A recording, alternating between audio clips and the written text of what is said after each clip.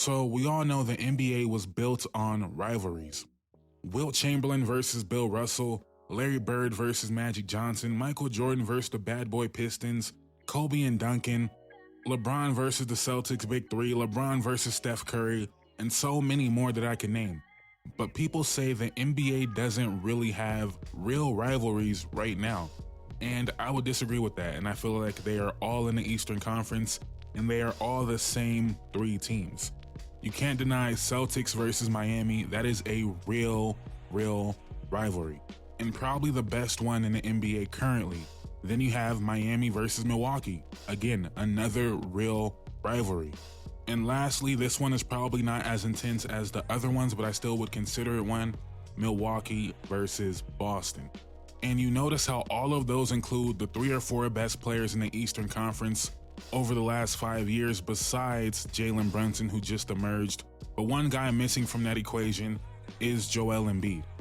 And we've seen all of these matchups in the Eastern Conference besides Philadelphia versus Milwaukee. Joel Embiid versus Giannis Antetokounmpo. That is the matchup we need to see as NBA fans, especially now when you look at it. The Celtics are up here. People are putting the Knicks at 2. And then some people are saying the Sixers. Everyone's kind of forgetting about Milwaukee.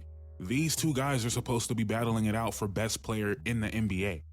The Eastern Conference was supposed to be a battle between these two guys. Instead, it became a battle between Jason Tatum and Jimmy Butler. And the fact that both of them have made the playoffs the last 7 years and never faced each other is wild. I think we all can agree that most people would consider Nikola Jokic the best player amongst these three.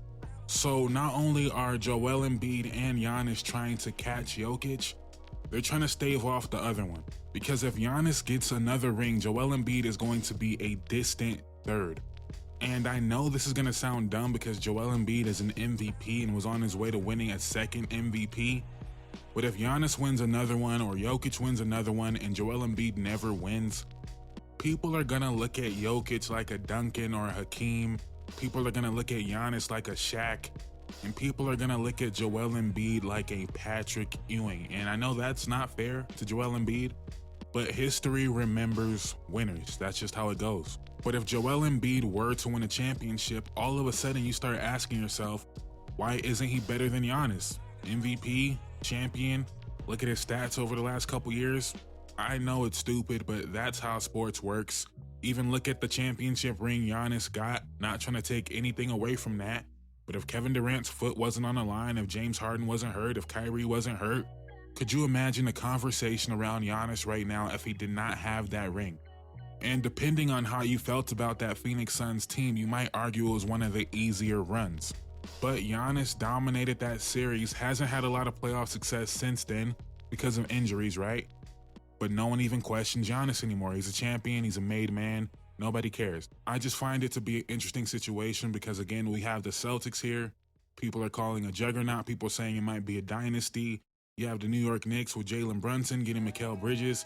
People are saying those are the 2 best teams in the conference, and these 2 guys are supposed to be the ones battling it out to be the best players in the league, not just the East.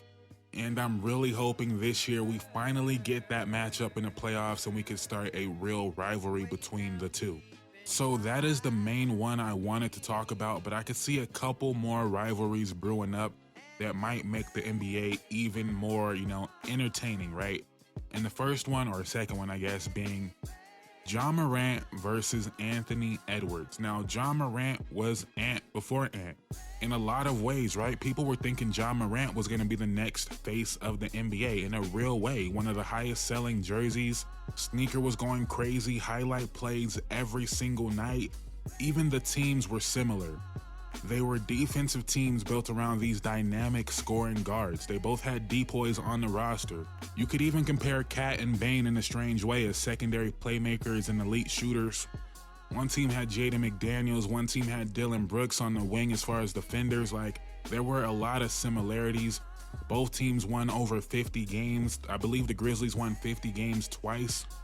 So yeah, Ja was Ant before Ant, and now Ja Morant is back. And you can see by the first 2 I picked here is rivalries are usually competing for the same thing. Now, everybody's competing for a championship, right? But it's different. And I'm not saying these are personal battles, right? But I'm sure Ja Morant can see that everything that was about to be his is now being handed to Anthony Edwards. And I don't say handed to as not earned, right? But everything that was supposed to be Ja's is now Ant's. All the endorsements, the jersey sales, the sneaker sales, the commercials, maybe even Team USA. And again, it's not a personal battle, but if these two guys meet up in the playoffs, you can't deny that this will be part of that story.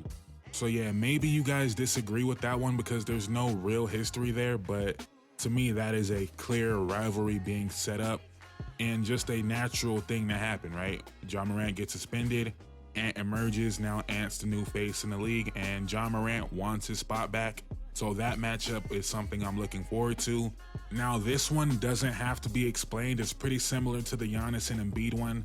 Even though the Giannis and Embiid one is more like a direct competition, this case, both guys are competing to be the best player in the world, the best player in the Western Conference, and to win the West.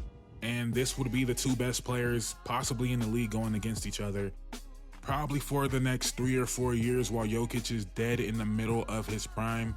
Before Wemby emerges and probably takes over, then it'll probably be a Luka versus Wemby rivalry. But the reason I'm picking Luka versus Jokic is just how fast all of this can change. A year ago at this point, we were talking about the Nuggets like a potential dynasty, and Jokic is going to run off these 3 championships, and he's going to be unequivocally the best player of this generation. And just like that, Luka's in the finals. No, he doesn't win. But by the end of the year, you had people questioning who's better, Luka Doncic or Nikola Jokic.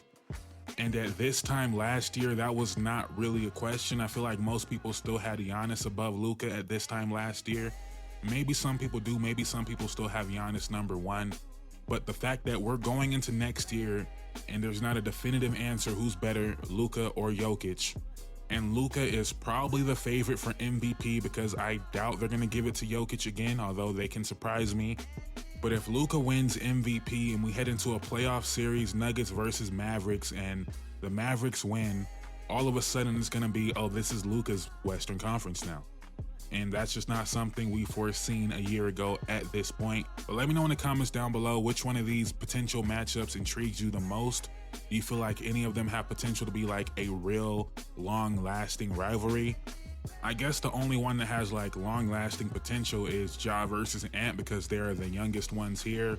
You know, Embiid's prime's probably not going to be much longer. Jokic's prime probably not going to be much longer, but Ja and Ant might be going at it for the next decade. So let me know what you think in the comments down below. Thank you guys so much for watching. Please drop a like, please drop a comment, please subscribe. I would greatly appreciate it. I'm out. Peace.